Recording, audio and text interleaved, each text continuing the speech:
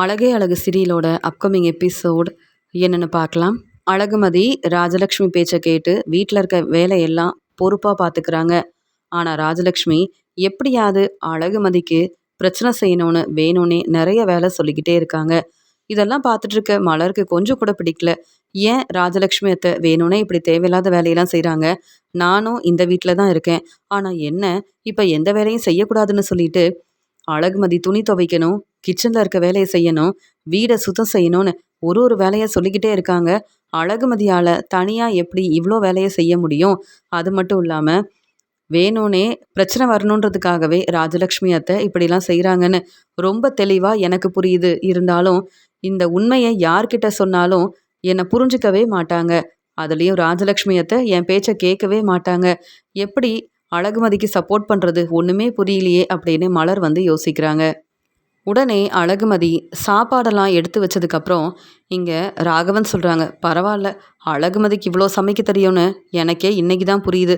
அப்போ அழகுமதிக்கு சாப்பாடெல்லாம் செய்ய தெரியும், ஆனால் வீட்டில் இருக்க வேலையை செய்யக்கூடாதுன்னு நினைக்கிறா.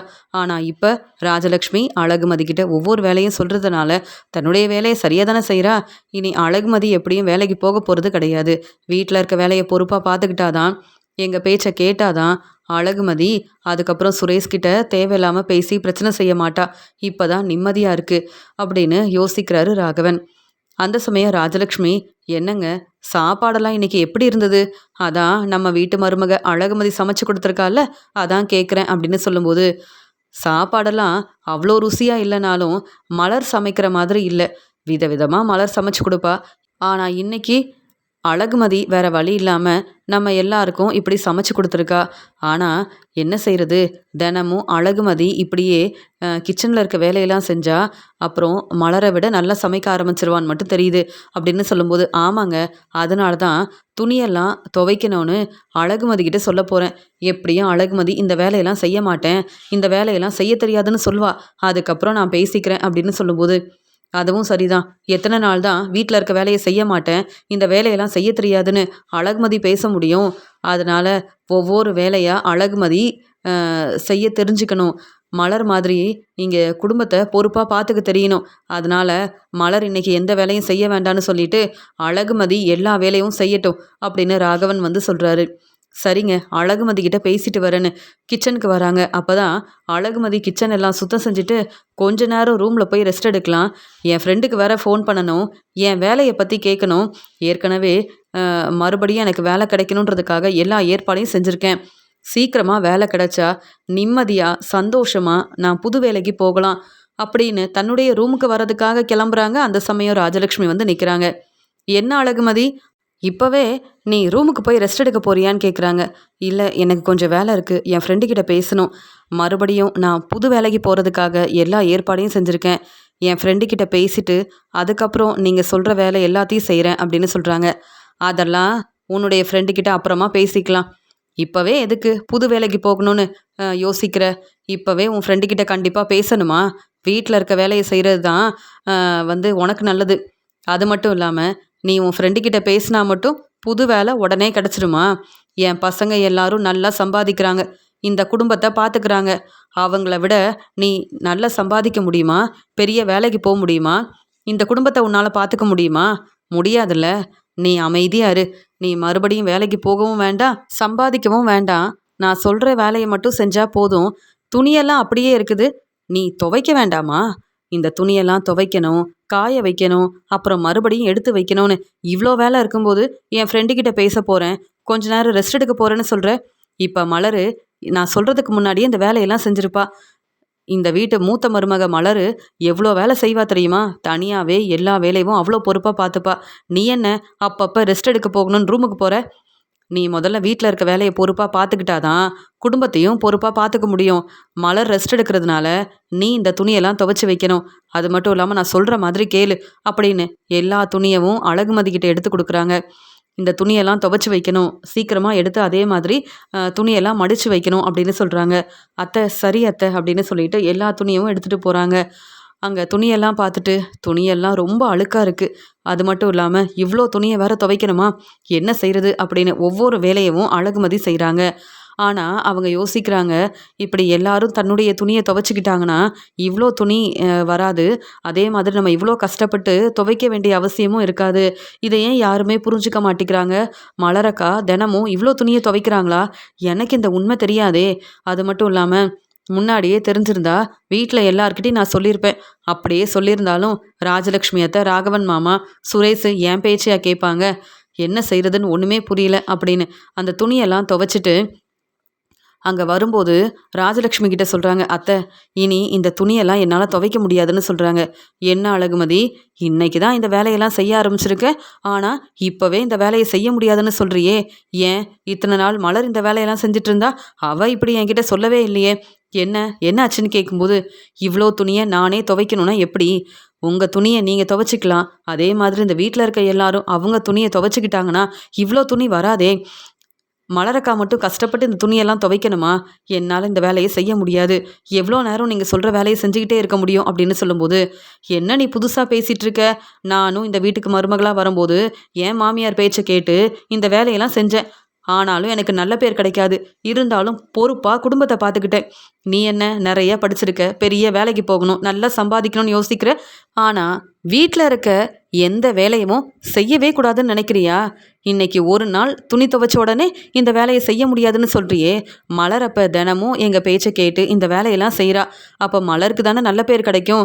நீ என்னைக்கு தான் பொறுப்பான மருமகளாக மாறுவேன்னு எனக்கு ஒன்றுமே புரியல அப்படின்னு சொல்லும்போது, இப்போ தான் உங்களுக்கு சாப்பாடெல்லாம் செஞ்சு கொடுத்தேன். அது மட்டும் இல்லாமல் கிச்சனை நீங்கள் சொன்ன மாதிரியே எல்லா வேலையும் பொறுப்பாக நான் பார்த்துக்கிறேன். ஆனால் நான் சொல்கிறத நீங்கள் புரிஞ்சுக்கோங்க. வீட்டில் இருக்க எல்லாரும் அவங்கவுங்க துணியை துவைச்சிட்டிங்கன்னா இவ்வளோ துணி வராது. அது மட்டும் இல்லாமல் நான் மட்டும் இல்லை, மலரக்காவும் இவ்வளோ வேலையை செய்ய வேண்டிய அவசியமே இருக்காது. என்னை நீங்கள் புரிஞ்சுக்கோங்க, அவ்வளவுதான் சொல்ல முடியும். நாளைக்கு இதே மாதிரி நிறைய துணியை கொடுத்து துவைக்க சொன்னால் என்னால் துவைக்கவே முடியாது. எனக்கு நிறைய வேலை இருக்குது, அப்புறமா வந்து இந்த வேலையெல்லாம் செய்கிறேன் அப்படின்னு சொல்லிட்டு தன்னுடைய ரூமுக்கு வராங்க அழகுமதி. என்ன இந்த அழகுமதி எவ்வளோ பேசுகிறா, கொஞ்ச நேரம் நம்ம சொல்கிறத கேட்க மாட்டேங்கிறாளே. என்னதான் இருந்தாலும் அழகுமதி எப்படியாவது மனசு மாறிடுவா, நம்ம பேச்சை கேட்பான்னு நினச்சா ஏதாவது ஒரு பிரச்சனை செஞ்சுக்கிட்டே இருக்காளே. நம்ம பேச்சை கேட்கக்கூடாதுன்னு நினைக்கிறா. இதே மாதிரி பேசிகிட்டு இருந்தா அப்புறம் மலரும் நம்ம பேச்சை கேட்க மாட்டாளே. நான் எதுக்காக இந்த வேலையெல்லாம் செய்யணும்னு மலரும் அழகுமதி மாதிரி எதிர்த்து பேச ஆரம்பிச்சிடுவாளே. இதெல்லாம் சரியில்லை. இதில் அழகுமதி வேலைக்கு போகணும்னு வேற ஆசைப்படுறாளா? இதெல்லாம் எப்படி நடக்குதுன்னு நான் பார்க்க தானே போகிறேன் அப்படின்னு ராஜலக்ஷ்மி தன்னுடைய ரூமுக்கு வராங்க. ராகவன் சொல்கிறாங்க, என்ன ராஜலக்ஷ்மி, அழகுமதி நீ சொன்ன வேலையெல்லாம் செஞ்சிட்டாளா? இனியாவது அழகுமதி நம்மளை புரிஞ்சுக்கிட்டோன்னு சொல்லும்போது, இல்லைங்க, அழகுமதி பேசுகிறத கேட்கவே முடியல. பேச ஆரம்பிச்சா பேசிக்கிட்டே இருக்கா. அவள் பேச்சை மட்டும்தான் நம்ம கேட்கணும்னு நினைக்கிறா. என்னால் முடியலைங்க, நான் வந்து சுரேஷ் வந்ததுக்கப்புறமா பேசிக்கிறேன் அப்படின்னு கொஞ்ச நேரம் நான் ரெஸ்ட் எடுக்கிறேன்னு சொல்லிடுறாங்க ராஜலக்ஷ்மி. இன்னைக்கு அழகுமதி என்ன பேசினான்னு தெரியல, ராஜலக்ஷ்மி இவ்வளோ கோவமாக இருக்காளே அப்படின்னு யோசிக்கிறாரு ராகவன். சுரேஷ், பாக்கியராஜ் எல்லாரும் வேலை முடிச்சு வந்ததுக்கப்புறம் பேசிகிட்டு இருக்காங்க. ராஜலக்ஷ்மி எல்லாரையும் சாப்பிட கூப்பிடுறாங்க. எப்பயும் போல் மலர் சாப்பாடு எடுத்துகிட்டு வருவாங்கன்னு நினச்சா அழகுமதி எல்லாருக்கும் சாப்பாடெல்லாம் எடுத்துகிட்டு வந்து பரிமாறுறாங்க. இதை பார்த்துட்டு இருக்க சுரேஷ்க்கு ஒன்றுமே புரியல. என்ன சுரேஷ் பார்த்துக்கிட்டே இருக்க, நீ முதல்ல சாப்பிடு. இன்னைக்கு இங்கே அழகுமதி தான் சாப்பாடெல்லாம் செஞ்சுருக்கா. என்ன நீ அப்போவே வந்திருந்தா உனக்கு தெரிஞ்சிருக்கும். என்ன செய்கிறது, சாப்பாடு ஒன்றும் அவ்வளோ ருசியாக இல்லை, வேறு வழி இல்லாமல் நாங்கள் சாப்பிட்டுட்டோம், நீயும் அதே மாதிரி சாப்பிட வேண்டியதுதான் அப்படின்னு சொல்லும்போது, அம்மா சாப்பாடு ருசியாக தான் இருக்குது, என்னம்மா இப்படி பேசுகிறீங்கன்னு கேட்குறாரு பாக்கியராஜ். என்ன பாக்கியராஜ், மலருக்கு தான் எப்பயுமே சப்போர்ட் பண்ணுவேன், மலரை விட்டு கொடுக்காம பேசுவேன், இப்போ அழகுமதிக்கும் சப்போர்ட் பண்ண ஆரம்பிச்சிட்டியா? இன்னைக்கு என்ன நடந்துச்சுன்னு முதல்ல கேளுங்க, அதுக்கப்புறம் நீங்கள் பேசுகிறத நான் கேட்குறேன்னு சொல்லும்போது உடனே பாக்கியராஜ், அம்மா எனக்கு புரியுதுமா, எங்கள் துணியை இனி நாங்களே துவைச்சிக்கிறோம், அதே மாதிரி அப்பாவும் அவரோட துணியை துவைச்சிக்கிட்டோம், இல்லை நீங்கள் உதவி செய்யுங்க, அழகுமதி எவ்வளோ வேலையை தனியாக செய்ய முடியும் அப்படின்னு பேச ஆரம்பிக்கும் போது, என்ன சொன்ன பாக்கியராஜ், உங்கள் அப்பா அவரோட துணியை துவைச்சிக்கணுமா? அப்புறம் எதுக்கு இந்த வீட்டு மருமக எல்லாரும் இருக்காங்க, இந்த வேலையை கூட அவங்களால செய்ய முடியாதா? நீ என்ன அழகுமதிக்கு ரொம்ப சப்போர்ட் பண்ணுற, சுரேஷ் நீ என்ன பேச போகிற அப்படின்னு கேட்கும்போது, இல்லைம்மா நானும் என் துணியை துவைச்சிக்கிறேன், அதான் பாக்கியராஜ் ரொம்ப தெளிவாக சொல்கிறாருல்ல அப்படின்னு சொல்லும்போது, அதானே நீங்கள் எல்லாரும் என் பேச்சை கேட்பீங்கன்னு நினச்சது என்னுடைய தப்பு தான். இந்த வீட்டு மருமக மலரையும் அழகுமதியவும் நீங்கள் விட்டு கொடுக்க மாட்டீங்களே. இன்னைக்கு அழகுமதி என்னை எதிர்த்து பேசிட்டா, என் பேச்சை கேட்கவே மாட்டேன்னு சொல்கிறா, அடம் பிடிக்கிறா, என் பேச்சை கேட்கக்கூடாதுன்னு இருக்கா. நீங்கள் வந்த உடனே ஏன் பேச்சை கேட்பீங்கன்னா நீங்களும் அழகுமதிக்காக பேசுகிறீங்க. இதெல்லாம் சரியில்லை. எங்கள் துணியை நாங்களே துவைக்கணும், வீட்டில் இருக்க வேலையை பொறுப்பாக பார்த்துக்கணுன்னா அப்புறம் எதுக்கு இந்த வீட்டு மருமக என் வீட்டில் இருக்கணும் அப்படின்னு சொல்லும்போது, அம்மா இதெல்லாம் சரியில்லைம்மா. அழகுமதி நமக்காக சமைச்சு கொடுத்துருக்காங்க, இந்த வீட்டில் இருக்க வேலையை பொறுப்பாக பார்த்துக்கிறாங்கன்னு மலர் ஏற்கனவே எனக்கு ஃபோன் பண்ணி சொல்லிட்டாங்க. நீங்கள் தாம்மா வேணும்னே பிரச்சனை செய்கிறீங்க. நீங்கள் பிரச்சனை செய்யக்கூடாதுன்றதுக்காக தான் எங்கள் துணியை நாங்களே துவைச்சிக்கிறோன்னு நாங்களே பொறுமையாக பேசும்போது நீங்கள் ஏம்மா வேணும்னே இப்படி பேசுகிறீங்க, இதெல்லாம் சரியில்லைம்மா அப்படின்னு சொல்கிறாரு பாக்யராஜ். உடனே சுரேஷ், ஆமாம்மா இந்த பிரச்சனையை அப்படியே விட்டுருங்களேன், ஏன் தேவையில்லாமல் பேசி பிரச்சனை செய்யணும்? சாப்பாடு ருசியாக தான் இருக்குது, ஆனால் சாப்பாடு சாப்பிடவே முடியலன்னு சொல்கிறீங்க. அதனால் நாங்களே எங்கள் துணியை துவைச்சிக்கிறோம், அது மட்டும் இல்லாமல் எங்கள் வேலையை நாங்கள் செஞ்சுக்கிறோம்மா. எல்லாரும் அவங்க வேலையை பார்த்துக்கிட்டா சந்தோஷந்தான். அழகுமதி தனியாக அந்த வேலையெல்லாம் செய்கிறாங்கன்னு எனக்கும் இப்போ தான் தெரியுது. சாப்பாடு ரொம்பவே ருசியாக இருக்குது அப்படின்னு சாப்பிட்டுட்டு சுரேஷ் அங்கேருந்து கிளம்புறாரு. உடனே மலர் சந்தோஷமாக அழகுமதி கிட்ட சொல்கிறாங்க, என்ன அழகுமதி, இன்னைக்கு சுரேஷ் உனக்காக சப்போர்ட் பண்ணி பேசியிருக்கான், எனக்கு என்னவோ சந்தோஷமா இருக்கு. அது மட்டும் இல்லாமல் வீட்டில் இருக்க எல்லாரும் உனக்கு சப்போர்ட் பண்ண உடனே ராஜலக்ஷ்மி அத்தை அமைதியாக இருக்காங்க. சீக்கிரமாகவே உனக்கு பெரிய வேலை கிடைக்கணும். இதை பார்த்து ராஜலக்ஷ்மி அத்தை ரொம்பவே தலை குனிஞ்சு அவமானப்பட்டு நிற்கணும். நீ வேலைக்கு போகக்கூடாது, வீட்டில் இருக்க வேலையை செய்யணும்னு என்னெல்லாம் பேசுனாங்க அப்படின்னு சொல்லும்போது, மலரக்கா இன்னைக்கு தான் உங்களை நான் புரிஞ்சுக்கிட்டேன். எவ்வளோ வேலையை தனியாக செய்கிறீங்க, என்னால் ஒரு நாள் இந்த வேலையை செய்ய முடியல.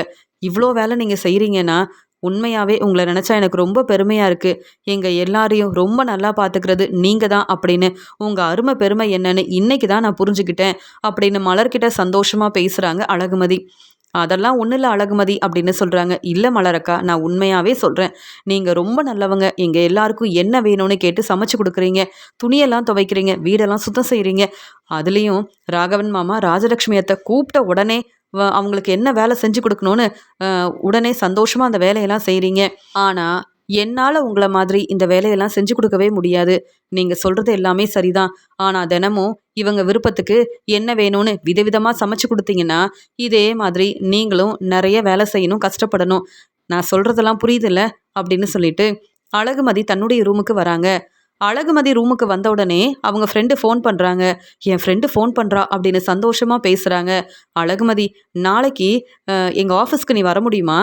உன்னை பற்றி நான் ரொம்ப தெளிவாக சொன்னேன். நீ நிறைய படிச்சிருக்க, உனக்கு நிறைய திறமை இருக்குன்னு புரிஞ்சுக்கிட்டு நீ எங்கள் ஆஃபீஸில் வந்து வேலைக்கு சேரலான்னு சொல்லிட்டாங்க. உனக்கு ஒரு பெரிய வேலை கிடச்சிருக்கு, நீ வந்து பார்த்தன்னா ரொம்ப சந்தோஷப்படுவ அப்படின்னு சொல்லும்போது, என்ன சொல்கிற, உண்மையாக தான் சொல்கிறியா? ஏற்கனவே காலேஜுக்கு வேலைக்கு போயிருந்தேன். அந்த வேலை கண்டிப்பாக எனக்கு நிரந்தரமாக கிடச்சிரும்னு நினச்சேன். நான் நினச்சது எதுவுமே நடக்கலை. மறுபடியும் எனக்கு புது வேலை கிடச்சிருக்குன்னு நீ சொல்கிற, இதை கேட்டு சந்தோஷமாக இருக்குது. ஆனால் இதெல்லாம் நம்பலாமா வேண்டாமான்னு யோசிக்கிறேன். கண்டிப்பாக இந்த வேலை கிடச்சிருமா? இல்லை வீட்டில் எல்லார்கிட்டேயும் வேலை கிடச்சிருச்சுன்னு சொன்னாதான் நான் உன்னுடைய ஆஃபீஸ்க்கு வர முடியும். இல்லைனா வீட்டில் இருக்க வேலையவே பாருன்னு சொல்லுவாங்க அப்படின்னு அழகுமதி பேசுகிறாங்க. கண்டிப்பாக உனக்கு இந்த வேலை கிடச்சிருச்சு. நம்பிக்கையாக என் ஆஃபீஸ்க்கு நீ கிளம்பி வா. நான் உனக்காக பேசியிருக்கேன். உன்னுடைய திறமையை அவங்க புரிஞ்சுக்கிட்டாங்க. நீ இத்தனை வருஷமாக அந்த காலேஜில் வேலை செஞ்சுருக்க, அதனால் கவலைப்படாமல் கிளம்பி வா அப்படின்னு சொல்லும்போது ரொம்ப சந்தோஷமாக இருக்குது. நான் உடனே கிளம்பி வரேன், நான் நாளைக்கு கண்டிப்பாக வந்துடுவேன் அப்படின்னு சொல்லிட்டு இங்கே அழகுமதி ரொம்பவே சந்தோஷப்படுறாங்க. அந்த சமயம் அழகுமதி தன்னுடைய ஃப்ரெண்டுக்கிட்ட பேசிகிட்டு இருந்த எல்லாத்தையும் கவனிக்கிறாரு சுரேஷ். உடனே சுரேஷ்க்கு ரொம்ப கோபம் வருது. இப்போ தான் அழகுமதி இனி வேலைக்கு போக மாட்டா, வீட்டில் இருக்க வேலையை பொறுப்பாக பார்த்துப்பான்னு சந்தோஷப்பட்டேன். ஆனால் இப்போ உடனே மறுபடியும் புது வேலை கிடச்சிருச்சே. அழகுமதிக்கு மட்டும் நினச்சதெல்லாம் நடக்குது. அப்புறம் அழகுமதி வேலைக்கு போகிறேன்னு வீட்டில் இருக்க வேலையை பார்க்க மாட்டா, வீட்டில் இருக்க யாரையும் புரிஞ்சுக்க மாட்டா, பெரியவங்களுக்கு கொடுக்க வேண்டிய மதிப்பு மரியாதையை தரமாட்டா. இதனால் நிறைய பிரச்சனை வருமே. அழகுமதி வேலைக்கு போகவே கூடாதுன்னு தங்கராஜ் மாமா என்கிட்ட எவ்வளவோ பேசியிருக்காரு. அப்படி இருக்கும்போது நான் தங்கராஜ் மாமா பேச்சு தானே கேட்கணும். மறுபடியும் அழகுமதிக்கு புது வேலை கிடைக்கும்னு நான் யோசிக்கவே இல்லை. இப்படி ஆகும்னு நான் நினைக்கவே இல்லையே அப்படின்னு அழகுமதி தனக்கு புது வேலை கிடச்சிருச்சுன்னு சந்தோஷப்பட்டாலும் அழகுமதிக்கு உடனே புது வேலை கிடச்சிருச்சேன்னு ரொம்பவே கோபமாக இருக்காரு சுரேஷ். அதனால் சுரேஷ் உடனே தங்கராஜ் கிட்ட இந்த உண்மையை சொல்லணும். எப்படியாவது அழகுமதி மறுபடியும் வேலைக்கு போகவே கூடாது. அப்புறம் அழகுமதி மறுபடியும் சம்பாதிக்க ஆரம்பிச்சிட்டா நம்ம பேச்சை கேட்க மாட்டா. இப்போ தான் என் அம்மா ரொம்பவே சந்தோஷமாக இருக்காங்க. ஏன்னா அழகுமதி என் அம்மா பேச்சை கேட்டு வீட்டில் இருக்க வேலையெல்லாம் செய்ய ஆரம்பிச்சிட்டான்னு என் அப்பாவும் அம்மாவும் கொஞ்சமாவது இப்போ நிம்மதியாக இருக்காங்க. மறுபடியும் அழகுமதி வேலைக்கு போனால் அவ்வளவுதான், அப்புறம் என் அம்மா என்னை புரிஞ்சுக்கவே மாட்டாங்க அப்படின்னு என்ன செய்யலான்னு யோசிக்கும்போது தங்கராஜ் கிட்ட பேசுறதுக்காக சுரேஷ் கிளம்பி வராரு. தங்கராஜ் சுரேஷ் கிட்ட என்ன மாப்பிள என்னாச்சு உடனே கிளம்பி வந்திருக்க அப்படின்னு சொல்லும்போது, இல்லை தங்கராஜ் மாமா, இங்கே அழகுமதிக்கு மறுபடியும் வேலை கிடச்சிருச்சு. நாளைக்கு கண்டிப்பாக அந்த வேலையில் சேருவேன்னு சொல்லியிருக்கா. ஆனால் வீட்டில் இந்த உண்மை தெரியாது. என்ன செய்யறதுன்னு ஒன்றுமே புரியலன்னு சொல்லும்போது, நான் தான் சொன்னேன்ல அழகுமதி உன்னுடைய பேச்சை கேட்கணும்னு. இந்த வேலைக்கு போக வேண்டாம் நீ பேசி பார்க்க வேண்டியதானே அப்படின்னு சொல்லும்போது, அப்படியே நான் பேசினாலும் அழகுமதி மறுபடியும் பிரச்சனை செய்வா. என்னால் அழகுமதி கிட்ட பேசவே முடியாதுன்னு சொல்லும்போது, என்ன சுரேஷு, அழகுமதி உன் பேச்சை கேட்கணும்னா நீ அழகுமதி பேச்சை தான் கேட்பியா? பிரச்சனை வரும்னு அமைதியாக இருந்தா அழகுமதியை கையில் பிடிக்க முடியாது. வேலைக்கு போயிட்டானா அப்புறம் நல்லா சம்பாதிக்க ஆரம்பிச்சிருவா. ஏன் உன்னை விட நிறைய சம்பாதிக்க ஆரம்பிச்சிருவா. உனக்கு இந்த பொறுப்பான வேலை இருக்கிறதுனால தான் உன்னுடைய வீட்டில் உள்ள எல்லாரும் உனக்கு தர வேண்டிய மதிப்பு மரியாதையை தராங்க. பாக்கியராஜை விட உன்னை ரொம்பவே நம்புகிறாங்க. ஏன் நானும் அப்படிதான் பாக்கியராஜ் கிட்ட பேச மாட்டேன். ஆனால் உனக்கு உதவி செய்கிறேன். உனக்கு தர வேண்டிய மதிப்பு மரியாதையை தரேன். ஏன்னா நீ இந்த பொறுப்பான வேலையில் இருக்கன்றதுக்காக. எப்பயுமே இங்கே அழகுமதி உன்னை மட்டும்தான் நம்பணும். அதே மாதிரி அழகுமதி உன் பேச்சை மட்டும்தான் கேட்கணும். நீயே போய் பேசிப்பாரு அப்படின்னு சொல்லும்போது, சரி தங்கராஜ் மாமா உங்கள் பேச்சை கேட்டு நானும் அழகுமதி கிட்ட மறுபடியும் பேசி பார்க்குறேன்னு சொல்கிறாரு. அழகுமதி ரொம்ப சந்தோஷமா நாளைக்கு ஆஃபீஸ்க்கு போகணுன்றதுக்காக அவங்க தன்னுடைய பையில் வந்து எல்லா தேவையான பொருளையும் எடுத்து வைக்கிறாங்க. அந்த சமயம் அங்கே வந்த சுரேஷு, என்ன எங்கே கிளம்பணும்னு நீ வந்து இதெல்லாம் எடுத்து வைக்கிறேன்னு கேட்கும்போது, எனக்கு வேலை கிடச்சிருக்கு. என் ஃப்ரெண்டு செஞ்ச உதவியால் இப்போ எனக்கு வேலை கிடச்சிருக்கு. நாளைக்கு நான் ஆஃபீஸ்க்கு போகிறேன்னு சொல்லும்போது, அதெல்லாம் எனக்கு தெரியும்.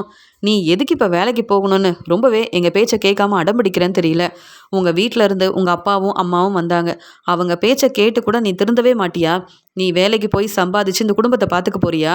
உன்னை விட நான் எவ்வளோ நல்லா சம்பாதிக்கிறேன்னு தெரியும்ல. அப்புறம் என்ன, இந்த குடும்பத்தை எப்படி பார்த்துக்கணும்னு எனக்கு தெரியும்.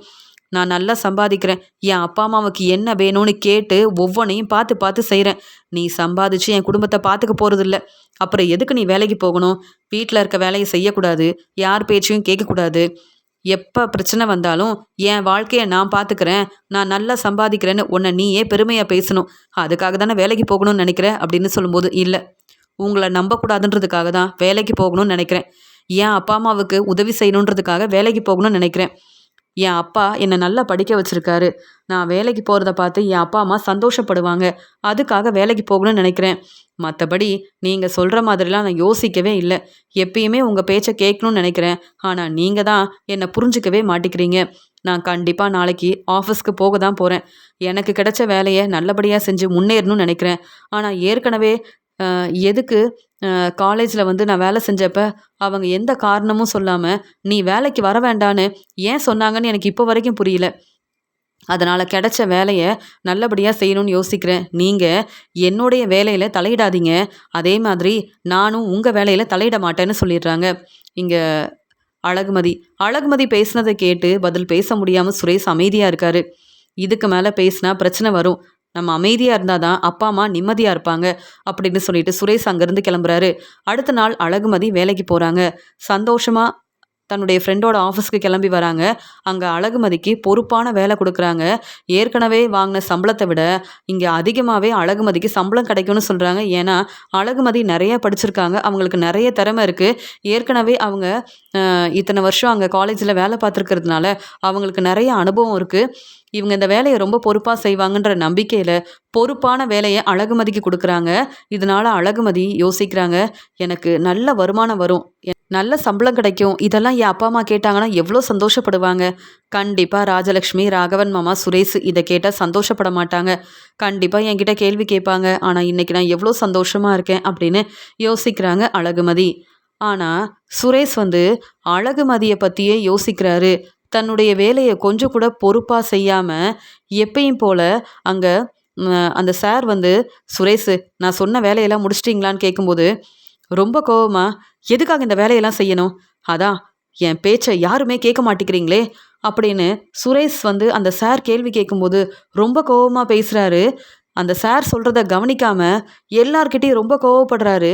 தன்னுடைய வேலையை சுரேஷ் பொறுப்பாக செய்யாமல் அழகுமதி மேலே உள்ள கோவத்தில் அங்கே ஆஃபீஸில் தேவையில்லாமல் பிரச்சனை செஞ்சதால, சுரேஷ் என்ன நினச்சிட்டு இருக்கீங்க? நான் உங்ககிட்ட என்ன கேள்வி கேட்குறேன், நீங்கள் என்ன பேசிகிட்டு இருக்கீங்க அப்படின்னு சொல்லும்போது, சார் நீங்களா அப்படின்னு கேட்கும்போது, ஆமாம் நான் தான் இவ்வளோ நேரம் பேசிகிட்டு இருந்தேன். நீங்கள் என்ன பேசிகிட்டு இருக்கீங்க தெரிஞ்சு தான் பேசுகிறீங்களா? கொஞ்சம் கூட மதிப்பு மரியாதை தராமல் என்னெல்லாம் பேசுனீங்க நீங்கள்? என்ன சுரேஷு, இங்கே நீங்கள் வேலை பார்க்கணுமா வேண்டாமா? என்ன நினச்சிட்டு இருக்கீங்க? வீட்டில் இருக்க பிரச்சனையெல்லாம் இங்கே வந்து தான் யோசிப்பீங்களா? அப்போ பொறுப்பாக எந்த வேலையும் செய்ய மாட்டீங்க. அப்புறம் எதுக்கு நீங்கள் வேலை பார்க்கணும்? போனா போதுன்னு இத்தனை நாள் பொறுமையாக இருந்தேன். அழகுமதியால் 2 முறை பிரச்சனை வந்துச்சு. அப்போ உங்களுக்கு சப்போர்ட் பண்ணது நான் தான். இப்போ என்னையே நீ எதிர்த்து பேசுகிற. நான் வந்து நிற்கிறது கூட தெரியாமல், நான் என்ன பேசுகிறேன்னு கூட யோசிக்காம இப்படிலாம் பேசுகிற. அசிங்கமா இல்லை? நீ இந்த வேலையில் இருக்கிறதுக்கு காரணமே நான் தான். ஆனால் இப்போ நீ பேசுனதை என்னால் ஏற்றுக்கவே முடியாது. சுரேஷ், நீங்கள் உண்மையாகவே இந்த வேலையை ரொம்ப பொறுப்பாக பார்த்துக்கிறீங்கன்னு நினச்சேன். ஆனால் உங்களை நம்பி நான் தான் ஏமாந்து போய் நிற்கிறேன். நீங்கள் சரியாக உங்கள் வேலையை செய்கிறதே இல்லைன்னு நான் இப்போ புரிஞ்சுக்கிட்டேன். நான் என்ன பேசுகிறேன்னு கூட தெரியாமல் நீங்கள் இப்படி தேவையில்லாமல் பேசி பிரச்சனை செய்கிறீங்க. அது மட்டும் இல்லாமல் இனி நீங்கள் இந்த வேலையை பார்க்க வேண்டாம். இப்போவே இங்கேருந்து கிளம்புங்க. இந்த வேலை வேண்டான்னு நீங்களே எழுதி கொடுத்துட்டு கிளம்புங்க. இதுக்கு மேலே நீங்கள் பேச எதுவுமே இல்லை.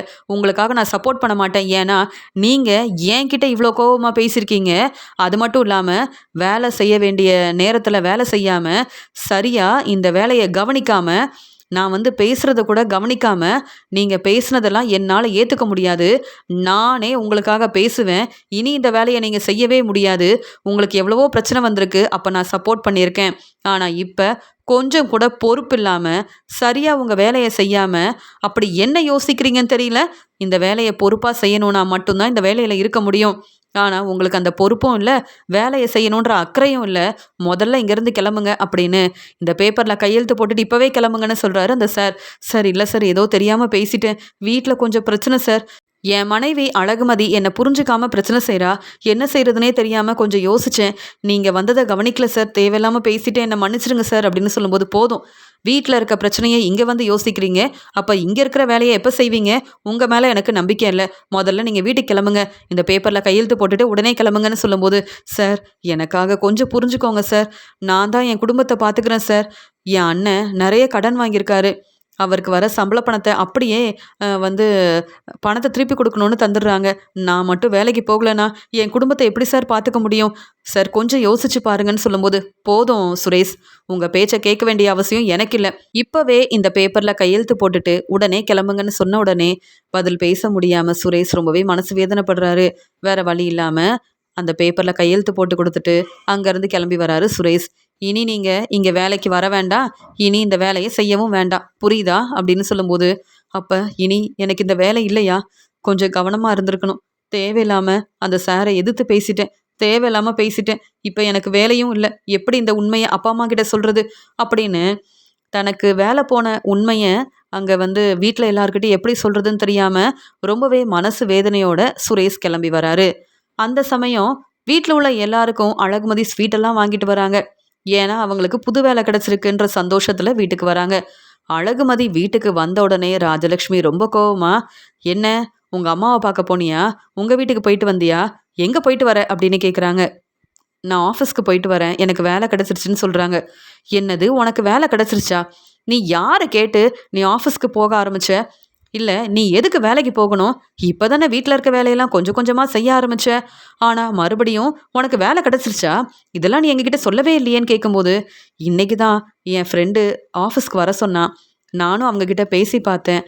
எனக்கு இந்த வேலையை கொடுத்துட்டாங்க. நான் நாளையிலேருந்து வேலைக்கு வரணும்னு சொல்லிட்டாங்க. அந்த சந்தோஷத்தில் ஸ்வீட்டெல்லாம் வாங்கிட்டு வந்தேன். நீங்கள் ஏன் இவ்வளோ கேள்வி கேட்குறீங்க அப்படின்னு சொல்லும்போது, ஆமாம், நீ எனக்கு தெரியாமல் இப்படி தேவையில்லாத வேலையை செஞ்சால் கேள்வி தான் கேட்கணும். நான் உன்னுடைய மாமியார் தானே, என்கிட்ட சொல்லாமல் எதுக்கு ஆஃபீஸ்க்கு போனேன்னு கேட்குறாங்க. அந்த சமயம் சுரேஷ் வீட்டுக்கு வராரு. சுரேஷ் வந்து கொஞ்சம் கூட சந்தோஷமே இல்லாமல் வராரு. உடனே மலர், சுரேஷு என்ன ரொம்ப சீக்கிரம் வந்துட்ட?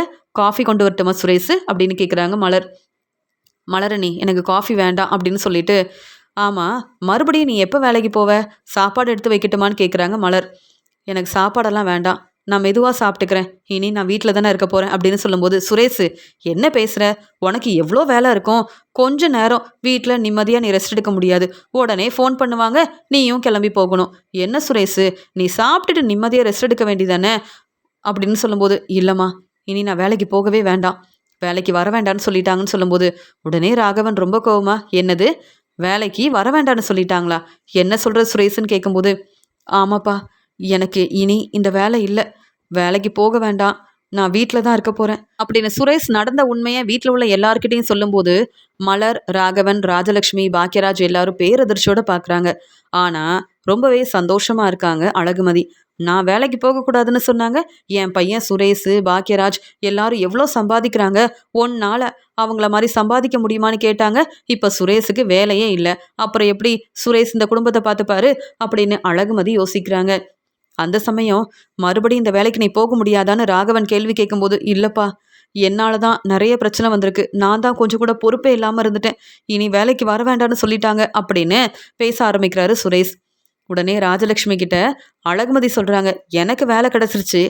சுரேஷுக்கு இப்ப வேலை இல்லாம வீட்ல இருக்கும்போது, நானும் வேலைக்கு போகலன்னா எப்படி குடும்பத்த பார்த்துக்க முடியும்?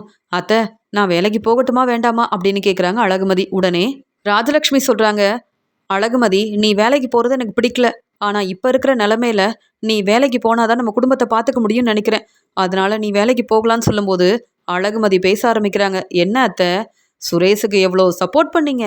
என் பையன் சுரேஷ் எவ்வளோ சம்பாதிக்கிறான்னு உனக்கு தெரியுமா? நீ எதுக்கு வேலைக்கு போகணும்? கிச்சன்ல இருக்க வேலைய செஞ்சா போதாதான்னு கேட்டீங்க? இனி கிச்சன்ல இருக்க வேலைய நீங்க செய்யுங்க. உங்க பையன் சுரேஷு வீட்ல சும்மா தானே இருக்க போறாரு. இனி வீட்ல இருக்க வேலையெல்லாம் சுரேஷும் பார்த்துக்கிட்டும். என்கிட்டயும் இப்படிதானே அத்தை பேசுனீங்க. அழகுமதி, இப்ப நீ வேலைக்கு போக போறதில்ல. வீட்ல சும்மா தான் இருக்க. இந்த வேலையெல்லாம் செய்யணும்னு சொன்னீங்கல்ல. இப்ப அதே மாதிரி சுரேஷும் வீட்ல இருக்க வேலைய செய்யட்டும். இல்லனா கிச்சன்ல இருக்க வேலைய நீங்க பாருங்க. அப்படின்னு அழகுமதி சந்தோஷமா வேலைக்கு போக ஆரம்பிக்கிறாங்க. அழகுமதி தான் நம்ம குடும்பத்த பார்த்துக்கிறா. இங்க சுரேஷை விட நிறைய சம்பாதிக்கிறா. இனி அழகுமதி பேச்சு தான் நம்ம கேட்கணும். வேற வழியே இல்ல அப்படின்னு அழகுமதி வேலைக்கு கிளம்பும்போது, இங்க சீக்கிரமாவே கிச்சன்ல இருக்க வேலையெல்லாம் செஞ்சுட்டு அழகுமதிக்காக சாப்பாட கொண்டு வந்து குடுக்குறாங்க ராஜலட்சுமி. இப்படிலாம் நடக்கும்னு நான் எதிர்பார்க்கவே இல்ல. ஆனா, எனக்கு ரொம்ப சந்தோஷமா இருக்கு அப்படின்னு அழகுமதி சந்தோஷமா வேலைக்கு கிளம்பி வராங்க. ஏன்னா, ராஜலட்சுமி என்ன புரிஞ்சுக்கிட்டாங்க. இப்ப கிச்சன்ல இருக்க வேலையெல்லாம் ராஜலட்சுமி பார்த்துக்கிறாங்க. சுரேஷ் வீட்ல சும்மா இருக்கிறதுனால, சுரேஷும் என்ன புரிஞ்சுக்கிட்டாரு. எனக்கு இதுவே போதும் அப்படின்னு சந்தோஷமா அழகுமதி வேலைக்கு வராங்க. அழகுமதி தான் நம்ம குடும்பத்த பார்த்துக்கிறா. நல்ல வேலை அழகுமதிக்கு சரியான நேரத்துல வேலை கிடைச்சது. சுரேஷு தேவையில்லாம சரியா வேலைய செய்யாததுனால, இப்ப இந்த வேலையும் இல்லாம வீட்ல இருக்கானே அப்படின்னு சுரேஷ நினைச்சு மனசு வேதனைப்படுறாங்க ராஜலட்சுமி. அழகுமதி நம்ம குடும்பத்த பார்த்துக்கிறா அப்படின்னு அழகுமதியோட அருமை பெருமையை புரிஞ்சுக்கிறாங்க ராஜலட்சுமி. நான் தான் எந்த வேலைக்கும் போகாம வீட்ல சும்மாவே இருக்கேன். ஆனா அழகுமதிக்கு புது வேலை கிடைச்சிருச்சு. அழகுமதி சந்தோஷமா தன்னுடைய வேலைக்கு போறாளே அப்படின்னு அழகுமதி மேல ரொம்பவே கோவமா இருக்காரு சுரேஷ்.